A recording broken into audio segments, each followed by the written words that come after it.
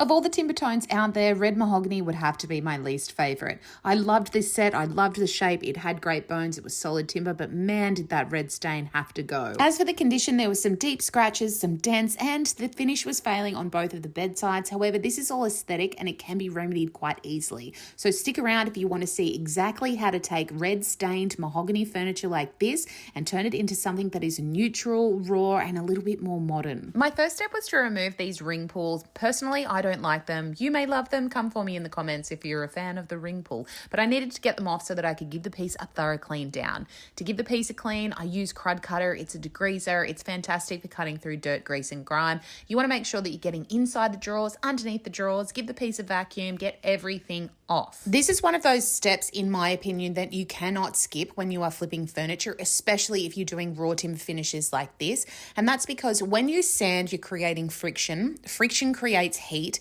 and heat will disperse any oil that is sitting on the surface further into the timber piece that you are working on. Because this set had those scratches, I went straight in with 80 grit sandpaper so that I could remove those. The only drawback with this is that you actually create micro texture or pigtail swirls in your work when you're sanding with lower grades of sandpaper.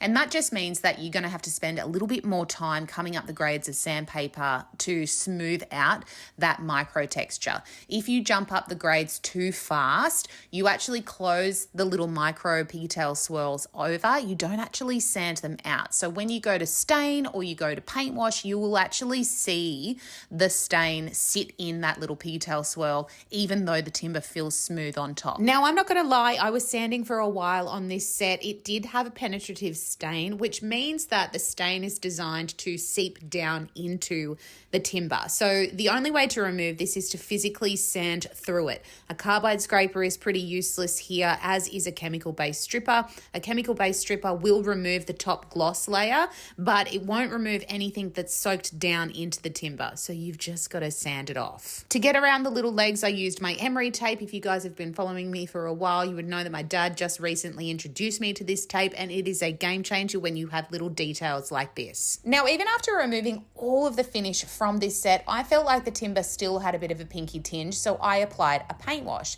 Now, paint washing is essentially a technique where you are taking a watered down mix of paint, applying it to the surface to achieve different results. And in this case, I wanted to neutralize the red, so I actually applied a green-based paint wash. By doing this, I've created a cleaner canvas for a cool brown tone.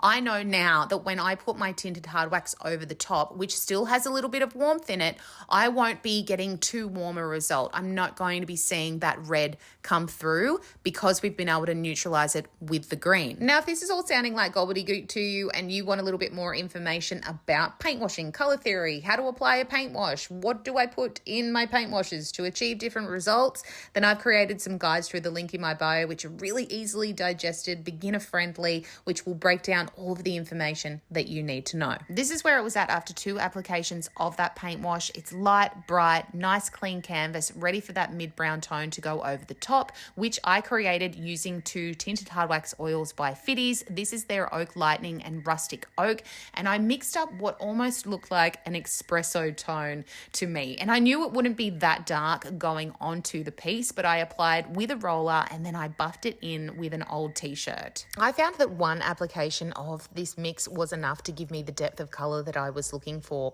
this piece. However, you can do a second coat if you're wanting that little bit more saturation of color. Here they are side by side. The tinted hard wax obviously is up the top and the paint washed raw is down the bottom. And I just think it's such a beautiful, true latte tone. Not overly warm, not overly cool. I followed the same application technique on the bedsides, applying with the roller, rubbing the excess off with the old t-shirt, and then I moved on to installing some new hardware. You could really put any tone of hardware onto this piece and it would look amazing because it's so neutral. But I wanted something that was classic, that was going to be understated, to really allow that timber grain to shine. So I just went with a classic matte black pull. So guys, this is a reminder of where we were. Dark, dated, red, And this is where we are now. Neutral, could go into anyone's home. You still see that beautiful timber grain. I love that latte tone. I'm slightly obsessed. And I think the black handles look amazing with it as well. Just classic, understated. As always, I'd love to know what you guys think at home though. So jump in the comments and let me know. Is it a nail or a fail?